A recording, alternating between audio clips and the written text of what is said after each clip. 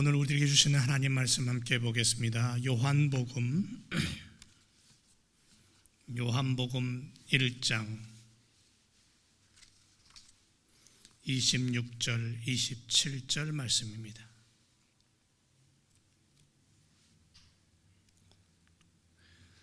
요한복음 1장 26절 27절 함께 말씀을 읽도록 하겠습니다. 다 같이 시작. 요한이 대답하되 나는 물로 세례를 주거니와 너희 가운데 너희가 알지 못하는 한 사람이 섰으니 곧 내 뒤에 오시는 그이라. 나는 그의 신들매 풀기도 감당치 못하겠노라 하더라. 아멘.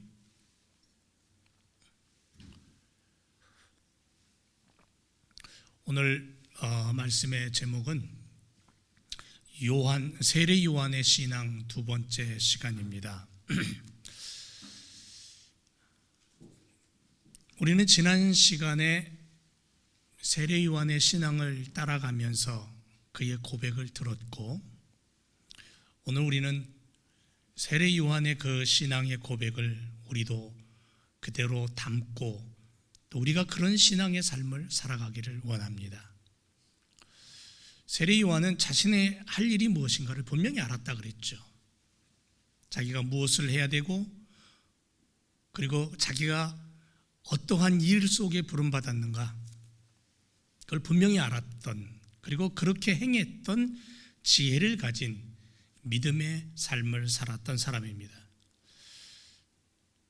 오늘 우리가 세례 요한 같은 믿음으로 하나님의 부르심을 받은 일꾼된 삶을 살아갈 때에 우리를 통해 하나님의 영광이 드러나게 될 줄로 믿습니다. 그리고 우리는 분명히 내가 해야 될 일을 교회와 가정과 일터에서 분명히 행할 수 있고, 그것을 통해 하나님의 영광이 드러날 줄 믿습니다. 오늘은 세례 요한의 또 다른 신앙의 모습을 우리가 한번 따라가 보기를 원합니다. 오늘 나는 나의 길을 가겠습니다. 세례 요한을 바라보면서 이 문장이 떠오릅니다. 나는 오늘 나의 길을 걷겠습니다. 가겠습니다. 내가 가는 길을 주님과 함께 한다면 기쁨도 슬픔도 다 주님 품 안에서 감사라는 것으로 넘쳐나는 강물 같은 그러한 삶을 살게 될 것이다. 그런 고백이죠. 세례 요한은 이런 심정으로 예수님을 세상에 알리는 일꾼으로 자신의 길을 걸었습니다. 그래서 세례 요한의 길 위에는 교만이라는 단어는 자리 잡지 않았습니다. 그에게는 오직 겸손함만이 동행할 수 있었던 길이었습니다. 이상한 나라 앨리스라는 동화 우리 아시죠? 거기에 채셔캣이라는 그러한 말 잘하고 꽤 많은 고양이 한 마리가 등장을 합니다. 앨리스는 이 이상한 나라에서 벗어나기 위해서 길을 찾고 있습니다. 그러다가 갈림길을 만납니다. 두 길을 만나요. 두 길을 만나면서 그 갈림길에서 채서캣이라는 고양이도 만납니다. 그리고 앨리스는 그 고양이에 묻습니다. 어떤 길로 가야 하지? 하고 묻습니다. 그때 이 고양이는 어디로 가는데? 하고서는 앨리스에게 다시 묻습니다.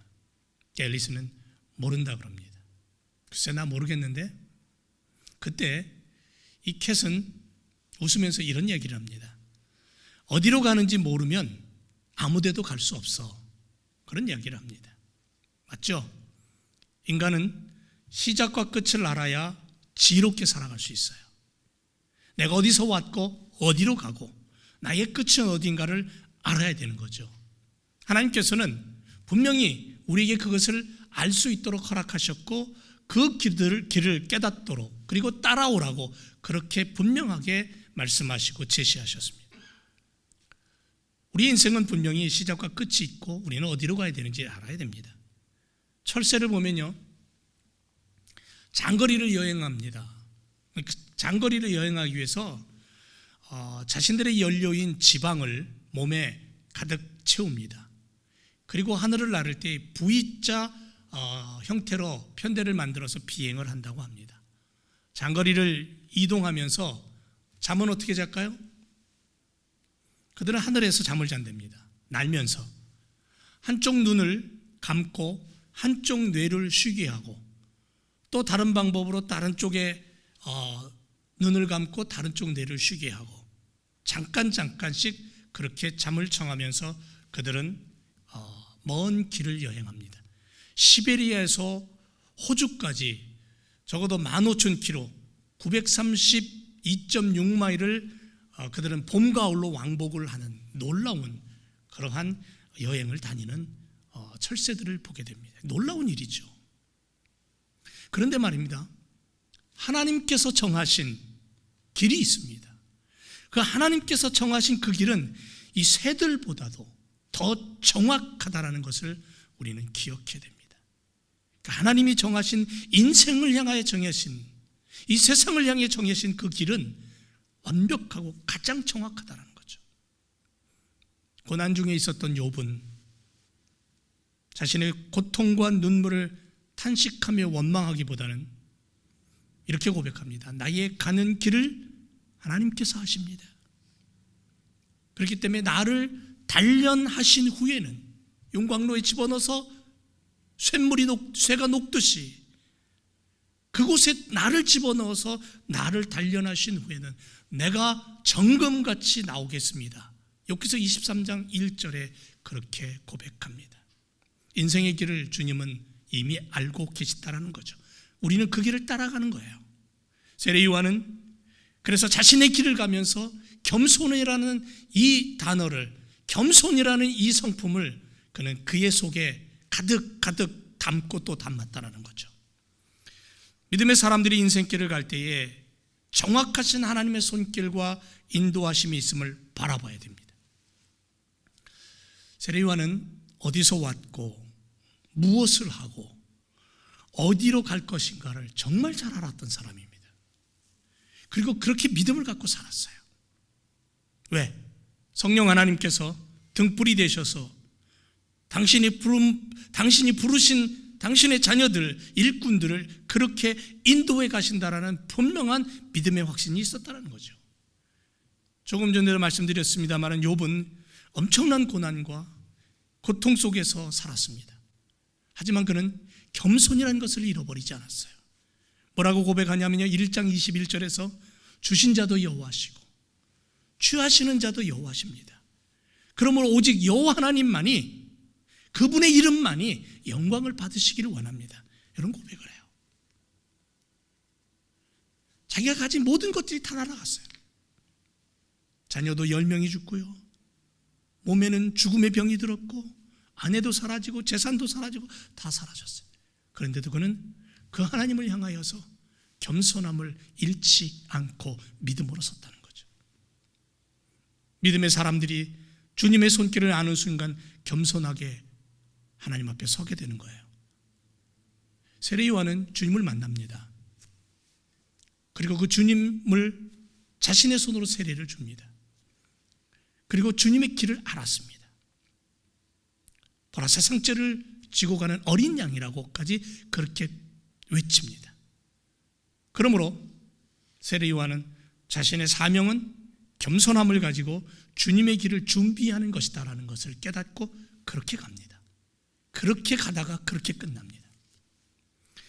27절의 말씀에 보면 세례 요한은 예수님과 자신을 비교하면서 뭐라고 비교하냐면, 그분의 신들매 풀기도 감당치 못하는 자가 나라고 표현합니다.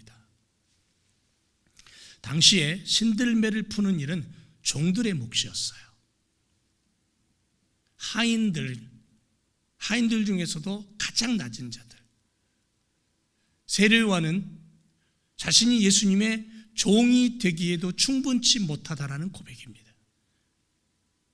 이 겸손한 고백, 그렇게 그 겸손으로 예수님을 고백하며 예수님의 위대함을 높이고 선포하는 거죠. 그게 부름받은 일꾼의 삶이라고 세례 요한은 믿고 하나님의 말씀 앞에 섰던 거죠. 사실은 저나 우리 성도님들이나 세상에 있는 모든 사람들이 주님의 종이 될 자격을 갖췄다? 아니요. 그렇지 못합니다. 성경은 로마서 6장 17절에 이렇게 말합니다. 너희가 본래 죄의 종이더니 라고 말합니다. 인생은 모두가 다 죄의 종입니다. 죄 아래 묶여 있습니다.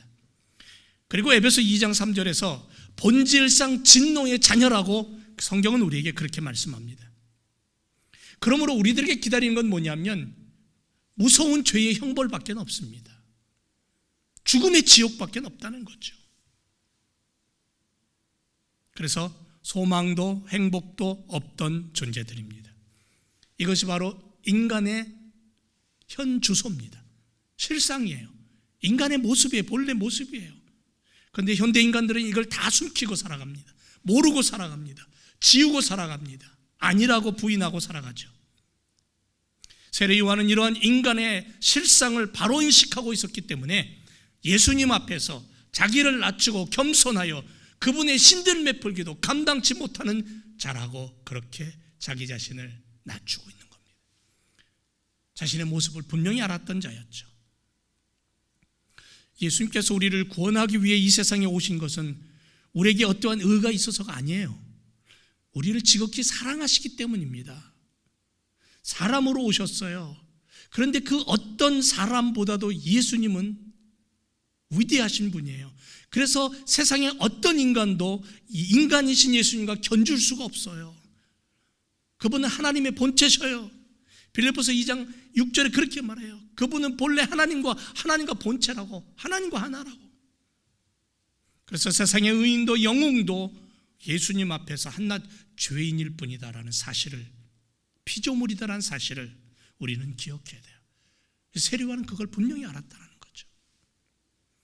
그래서 성도된 우리들은 주님으로부터 얻은 이 구원이 얼마나 소중하고 값진 것인가를 알아야 돼요.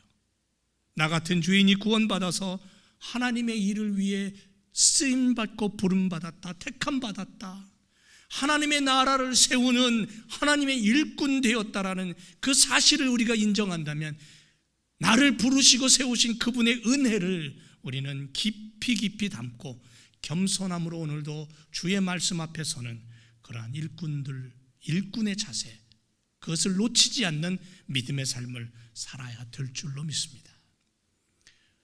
보세요. 당시 백성들은 세례 요한을 절대적으로 지지했습니다. 세례 요한의 이름이, 명성이 대단했습니다. 그래서 세례 요한은 예수님과 맞설 수 있는 그러한 존재였습니다. 하지만 그는 자신의 임무에 충실했습니다. 오늘은 나에게 주어진 나의 길을 가겠습니다. 세상의 그 무엇으로 날 유혹해도, 세상의 그 어떤 질병과 고통이 나를 꽁꽁 묶어 놔도 나는 내게 허락된 나의 길을 가겠습니다. 이것이 바로 오늘 우리들이 고백해야 되고 우리가 외쳐야 될 그러한 믿음의 고백인 줄로 믿습니다. 세례 요한은 그렇게 외치고 그렇게 살았다는 거예요.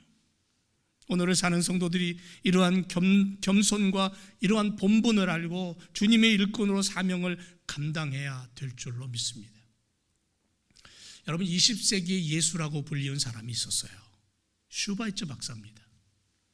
아프리카 가봉의 랑바레네라는 병원에서 죽어가는 생명을 살리고 자신의 모든 것을 바치고, 때로는 선교비가 부족하면은 이곳저곳에다가 모금 운동도 하고 그랬던 정말 위대한 사람입니다. 한 번은 모금을 하기 위해서 이 고향을 찾게 되었어요. 지금이야 비행기가 있었지만 그 당시 때는 기차가 가장 빠른 수단이었기 때문에 이제 기차를 타고 고향역에 당도를 했어요. 수많은 사람들이 일가 친척 할 것 없이 온 그 동네 사람들이 다 나와서 환영을 합니다. 기차가 섰어요. 맨 앞에 1등칸을 바라봅니다. 눈이 빠지게 언제나 나오나. 근데 다 내렸는데, 사람이 내렸는데도 안 나와요. 2등칸을 바라봐도 안 나와요. 맨 끄트머리 3등칸에서 비로소 슈바이처 박사가 걸어 나오는 거예요. 너무너무 사람들이 기뻐 막 달려가면서도 깜짝 놀란 건 뭐냐면 왜 거기서 나오냐는 거죠. 왜 거기서? 그래서 사람들이 묻습니다. 왜 거기서 나옵니까? 왜 이제야 거기서 맨 끝에서 나옵니까? 왜 거기 타셨습니까? 그러자 박사는 빙그레 웃으면서 이렇게 말합니다. 4등칸이 있어야 말이죠. 아마 4등칸이 있었으면 4등칸에 탔을 거예요. 여러분, 예수님께서 탄생하신 베들레헴에 가보면요, 콘스탄틴 대제 때 마리아를 기념하여서 말구유 자리에 세운 기념교회가 있습니다. 요즘 뭐 코로나 때문에 못 가겠지만 코로나 있기 전까지만 해도 수많은 순례객들이 성지를 찾아가면 이 교회를 의뢰 예배당을 들립니다. 저도 이 교회에 가봤습니다. 그런데 이상한 것은요, 이 기념교회는 굉장히 큰 교회입니다. 그런데 입구는 너무너무 작아요. 입구는 조그매요. 낮고 좁아서 허리를 굽히지 않으면 들어갈 수가 없어요. 그런데 그 입구를 들어가면 그 기념교회가 크게 펼쳐져 있는 것을 볼 수 있습니다. 그 예전에 멋진 마차를 탔던 왕도, 말을 타고 있었던 장군도 예수님을 만나려면, 그 예배당을 들어가려면 마차에서 내리고 말에서 내려서 자신의 허리를 숙이고 자신의 다리로 걸어가야 돼요. 그 문을 통과해야 돼요. 겸손하신 예수님, 나귀 새끼를 타고 예루살렘 성을 입성하셨죠? 가끔 이런 질문을 받기도 합니다. 성경에 의하면 하나님께서 창조하실 때 첫째 날, 둘째 날, 셋째 날에서 6일 동안 창조하셨죠. 6일 만에 창조가 완성되었습니다. 그런데 맨 마지막에, 그것도 마지막 부분에서, 6일째 마지막 부분에서 하나님 누굴 만드셨어요? 사람을 만드셨어요. 그러면서 왜 하나님께서 마지막에, 그것도 마지막에 사람을 만드셨습니까? 라고 질문하며 궁금해하는 사람들이 있습니다. 여러분 어떻게 생각하십니까? 우리 성도님들은 어떻게 생각하십니까? 탈무드에 의하면 이런 이야기 있습니다. 파리 한 마리도 인간보다 먼저 만들어진 것을 알게 된다면 인간은 그다지 교만해지지 않을 것이다라는 내용이 있습니다. 맨 마지막에 창조된 인간이기에 가장 귀하고 하나님의 형상으로 하나님의 생명이 들어와서 만들어진 소중한 그러한 존재고, 그래서 하나님이 세워주셨기에 최고가 될 수 있습니다. 최고입니다. 맞아요. 틀리지 않습니다. 그러나 진정 최고가 되기를 원한다면 창조주의 원리, 그 창조하신 분의 의도를 깨닫고 그분이 인간에게 맡겨주신 이 청지기적인 사명, 청지기의 일을, 이 책임을 다해야 된다는 무거움을 느끼며 살아야 된다는 거죠. 그래서 삼라만상 모든 자연 동식물을 보면서 인간은 예수님처럼 또는 세례 요한처럼 겸손하게 바라보면서 살아야 될 필요가 있다는 거죠. 빌립보서 2장 3절 이하에 아무 일에든지 다툼이나 허용으로 하지 말고 오직 겸손한 마음으로 각각 자기보다 남을 낮게 여기고 각각 자기 일을 돌아볼 뿐더러 또한 각각 다른 사람의 일을 돌아보아 너의 기쁨을 충만케 하라고 성경은 우리에게 말씀합니다. 유명한 작곡가 중에 오스트리아의 유명한 작곡가 중에 한 분이 프란츠 페터 슈베르트라는 분이 있었습니다. 어느 날 산책을 하던 중에 어느 집 선반에 있는 섹스피어의 전집을 보고 그것을 읽고 감동을 받습니다. 그리고 작곡한 것이 바로 들어라 종달새라는 곡인데요, 비상한 음악적인 재능을 소유한 분이었지만 늘 입만 열면 뭐라고 얘기하냐면 저 가곡은 내가 쓴 곡보다 괴테의 시가 더 훌륭하기 때문입니다 라고 얘기해요. 저 가수가 노래를 저렇게 잘 부르는 것은 나 때문이 아니라 저 사람이 목소리가 좋고 노래를 잘 부르기 때문입니다. 저 사람은 섹스피어의 작품이 좋아서 저런 멋진 그러한 작품이 나오는 겁니다. 늘 자기의 작곡한 곡이나 자기를 내세우는 것이 아니라 다른 이를 높이고 다른 이를 내세웠던, 늘 겸손하게 살았던 그러한 이야기가 슈베를 통해서 전해집니다. 세례요한은 뭐라고 얘기합니까? 나는 망합니다. 그런데 예수님은 흥해야 됩니다. 예수님은 흥해야겠고 나는 쇠해야 하리라고 3장 30절에 그는 그렇게 자기의 마음의 자세를 보여줍니다. 세례 요한의 시대는 오랫동안 하나님 말씀이 없었습니다. 예언자 없이 살던 그 시대에 많은 사람들이 하나님의 말씀에 굶주려 있었습니다. 어느 날 갑자기 세례 요한이 나타나서 하나님의 말씀을 외칩니다. 회개의 복음을 전합니다. 세례를 베풉니다. 수많은 사람들이 관심을 갖고 그에게 몰려듭니다. 유명인사가 되었습니다. 그러나 세례 요한은 예수님을 소개하는 광야에 외치는 소리로 그렇게 남았고 그렇게 죽었습니다. 하나님의 은혜를 먼저 생각하고 교만함이 아니라 누군가 자기를 높여주기 때문에 어깨를 으쓱거리고 교만한 마음이 든 것이 아니라 늘 언제나 예수님을 앞세우는 먼저 보냄을 받은 자의 삶을 살았습니다. 여러분, 예루살렘 성전 처음으로 다윗이 그렇게도 원했던 예루살렘 성전이 완공되었을 때에 그것을 봉헌하고 하나님 앞에 드렸던 솔로몬 왕의 이야기를 우리는 압니다. 그가 봉헌식을 마친 이후에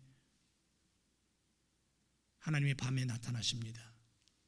기브온에서 밤에 여호와께서 솔로몬의 꿈에 나타나시니라. 하나님이 이르시되 내가 네게 무엇을 줄고 너는 구하라. 얼마나 하나님 기쁘셨는지를 우리는 이 한 문장을 통해서 알 수 있습니다.